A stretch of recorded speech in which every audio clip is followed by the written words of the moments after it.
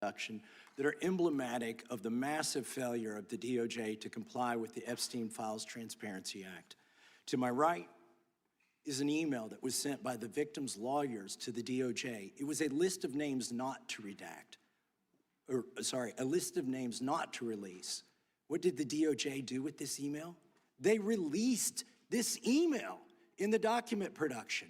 Literally the worst thing you could do to the survivors, you did.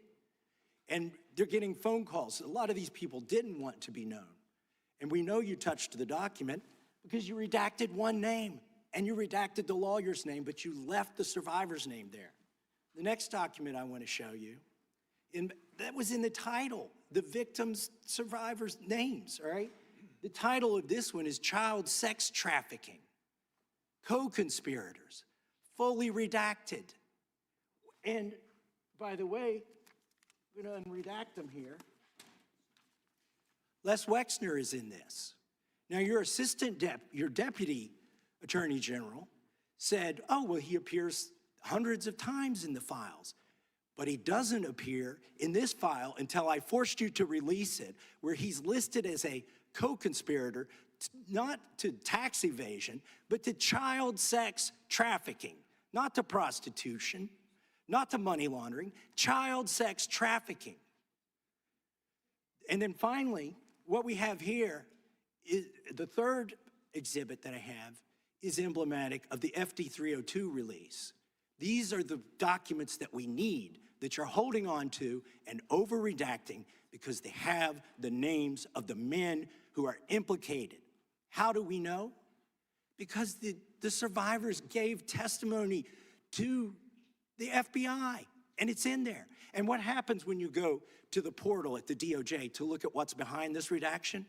Another redaction. So we can't even see them. And then there's some of these files you've pulled down from the website that we will never see because we can't search the redactions. So I have several questions for you. Who's responsible? Are you able to track who in your organization made this massive failure and released the victims' names? Are you able to track who it was that obscured Les Wexner's name as a co-conspirator in an FBI document? Do you have that kind of accountability? I believe Wexner's name was listed more than 4,000 times. Yeah, I already told you that. This is where he's listed as a co-conspirator. Can I finish my answer? Come on, let me finish my answer. We corrected that within 40 minutes. He was already, you're acting like everybody's trying to cover up Wexner's name. Reclaiming my time. I'm going to answer this question. Reclaiming my time. Mr. Chairman. This isn't how this works. Can I have my time back? Mr. Chairman. The gentlelady can give her answer. The time belongs to the gentleman from Kentucky. All right, I'm reclaiming my time. Can I give my answer? So yes. I'm going to put the language of the bill up on the screen. Chairman, may I give my answer on that? It's a political joke, and I need to give my answer on that. We'll let the Attorney General respond, and then the gentleman can move to his next question. It's my time. Within 40 minutes, you asked me a question. Within 40 minutes, Wexner's name was added back. Within 40 minutes of me catching you red-handed. Red-handed? There was one redaction out of over 4,700, and we invited you in. This guy has Trump derangement syndrome. He needs to get, you're a failed politician. You need to get on things that matter. Mr. Chairman, please restore his time and remind the witness of the rules here. There is no credible information. None. If there were, I would bring the case yesterday that he trafficked to other individuals. Is that your position as well? My position is any victim who comes forward, of course, we would love to hear from them. 1-800-CALL-FBI.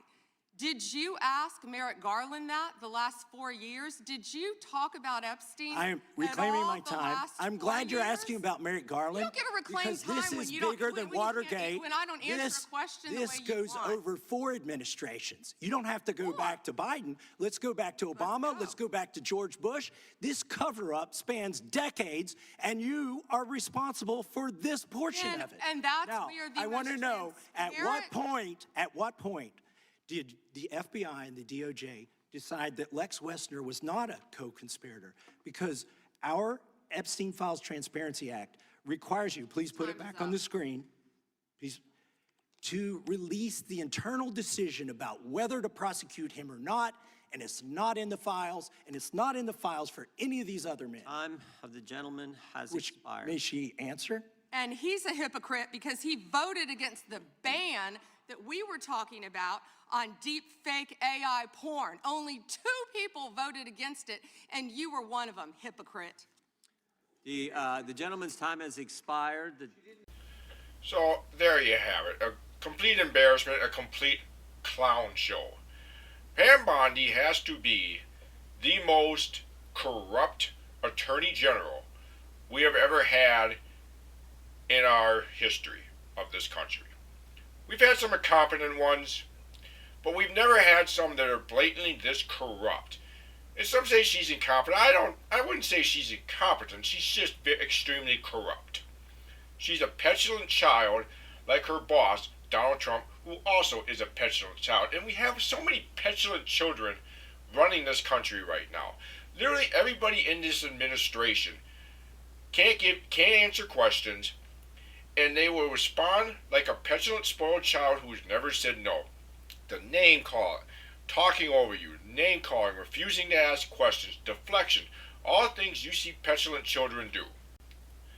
This disgusting woman has the gall to sit there with a straight face and lie through her teeth, all while defending the elite group of men and women, elites, who ran that child sex trafficking ring, allowing them to rape and take advantage of young women, young boys, and adult women who got tangled up with Epstein. It is disgusting and it is appalling, and MAGA should be outraged by this, but they're not. Because Donald Trump's their cult leader, Pam Bondi's one of their accessories that they love to sit there and clap their little hands and applaud her and cheering her on defending this crap. It wasn't long ago, it was about a year ago. Pam Bondi claims she had the Epstein Files on her desk. She posed with binders, professionally bound binders that said Epstein Files on, and she posed with several major influencers of the MAGA cult. I believe it was DC Drano and Libs of TikTok, I believe. Those are just the 2. There were some others, but those are the 2 prominent ones. And they said they had the Epstein Files in their hands, ready to go. Pam Bondi said it was on her desk, ready to go. Fast forward to about May, June, and then they said, you know what? We don't have the files. The files don't exist. They never existed. Trump going out, Democratic hoax, never existed. Nope, no Epstein Files here. Yep, Epstein did indeed kill himself. Bullshit. They spent years accusing the Democrats, liberals, the Clintons of all being part of some big conspiracy to have Epstein killed. What anyone with a brain knows, Donald Trump had something to do with Epstein's death. He wanted Epstein silenced, and all that happened under Trump's watch, back in Trump's first term back in 2019.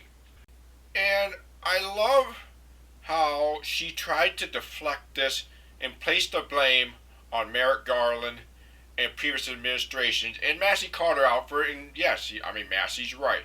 This has been going on for a long while.